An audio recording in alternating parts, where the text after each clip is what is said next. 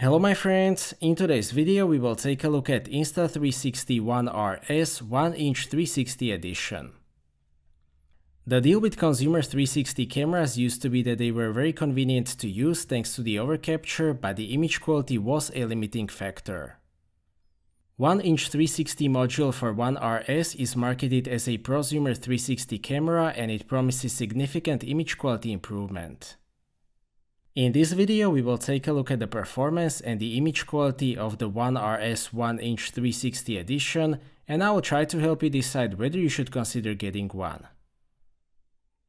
As you probably know, One RS is a modular camera system that always consists of three parts: the core, a lens mod, and a battery base. 1-inch 360 uses standard RS core, which can be used with any of the mods. The rest of the hardware is specific to 1-inch 360 edition.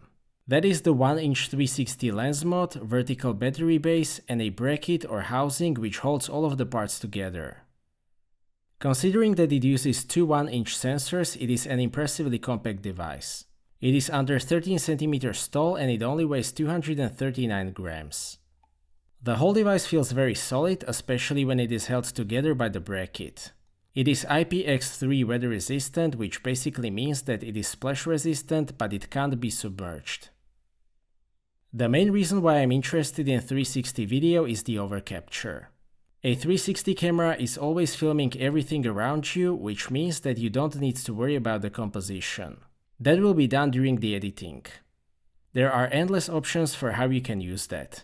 You can add smooth panning despite that you are just holding the camera still, you can add tilting while you are walking, you can zoom in or use an effect such as Tiny Planet. 360 is also great if you are shooting for both YouTube and vertically oriented platforms because it lets you choose the aspect ratio after you have shot the footage. That means that you can, for example, use the same clip for 16:9 YouTube video and 9:16 Instagram story, which can save you a lot of time. Besides that, it is highly suitable for mounted and remote use. You can just mount it and forget it because the composing is done after the footage was shot. So how about the image quality? The level of detail is indeed a huge improvement over the regular 360 mode or over One X2. It shoots 6K video, but it is spherical, so it is not the same thing as 2D 6K. It also doesn't seem like a huge upgrade over 5.7K on previous 360 mode, but the resulting detail is completely different. You have to change the sharpness setting to medium though, the default setting is extremely oversharpened. 360 video from basic 360 mode is fine for mixing with a sort of 1080p DSLR video. 1-inch 360 mode can be, in my opinion, used as a special camera for 4K mirrorless cameras such as A7 IV or XH2S, and it won't look out of the place that much. It is also more than sufficient for smartphone-oriented platforms such as Instagram or TikTok. Just like with any 360 camera, tighter field of view decreases the image quality because it is ultimately a simple digital crop in or zoom. Dynamic range is absolutely crucial for 360 cameras because it films bright sky and much darker ground at the same time. 1-inch 360 mode manages that very well. I have been extremely happy with automatic exposure as well. The colors are completely different than with the regular 360 mode, and in my opinion it is a huge improvement. They are much more accurate and toned down. Especially the greens look much more natural. Overall, it is a very positive change. Probably the biggest weakness of 360 video used to be the low light. 1-inch 360 mode is a significant upgrade in this regard, but it still isn't a particularly great low light camera. It is good enough for sunsets, dusk, and night city footage with artificial lights and similar situations though. The stitching is pretty much perfect. You won't even be able to tell where the two cameras meet in most situations unless there is a huge exposure difference between the images captured by the front and the rear camera. 1-inch 360 mode can also shoot 21 megapixel stills. Much like with the video, they are a very significant upgrade over 1x stills in terms of detail and dynamic range. You can simply export these photos and use them as photos from a 2D camera. The image quality is decent, they are basically panorama shots, so these can also make your social media content more interesting. The Flowstate stabilization is a huge strength of the Insta360 cameras.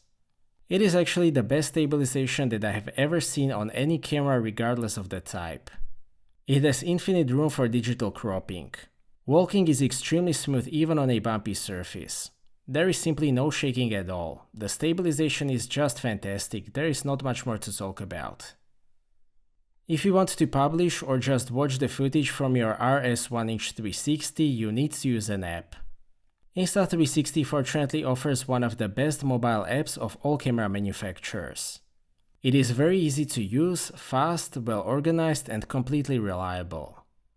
My favorite way of editing 360 footage is to do so on an iPad. The touchscreen makes the framing and the zooming a lot more convenient in my opinion. I use the 2020 iPad Air, which is still sufficient. The file transfer through Wi-Fi is also very fast and convenient. Insta360 app also offers new smart features such as object tracking, which also works great. My favorite storage solution is the Quick Reader.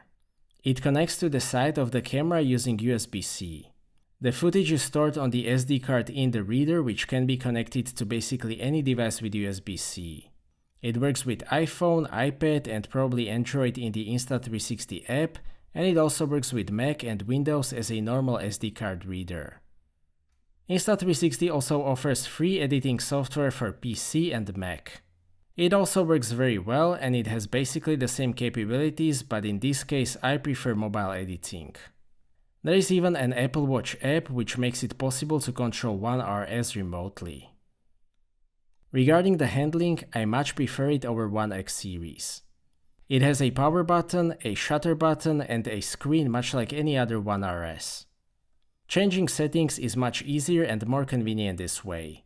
The bracket is not degrading the buttons at all, both are very crispy and they have nice feedback. A nice addition is the option to change previous settings that can now show panorama view and tiny planet effect. There is also a 1/4-inch thread on the bottom side.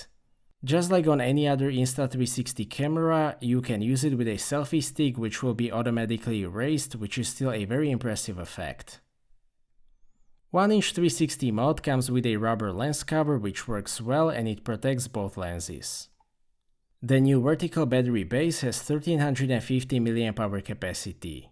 I was able to get about 70 minutes of 6K video, which is a great result considering that it powers two 1-inch sensors. The battery can be charged through USB-C and it can also be charged whilst the camera is in use. The audio quality is the same as with other editions, which means that it is not particularly great. It is a little bit muffled and I usually have to raise the volume quite a bit.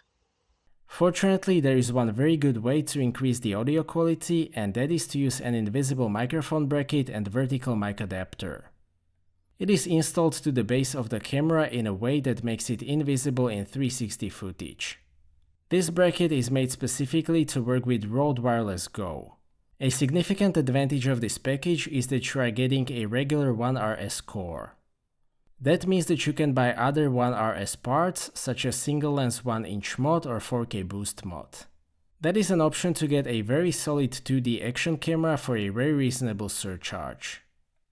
1-inch 360 edition definitely isn't cheap, but considering that it has two 1-inch sensors and two lenses, I can't say that it is overpriced. I actually think that it is a pretty good value, it just isn't aimed at customers that usually buy action cameras. This is really intended for prosumers and as a special camera for commercial use. To sum up, Insta360 One RS is a big step up over consumer 360 cameras. The biggest improvement is the image quality, which is very welcome because that is the weakest point of consumer 360 cameras.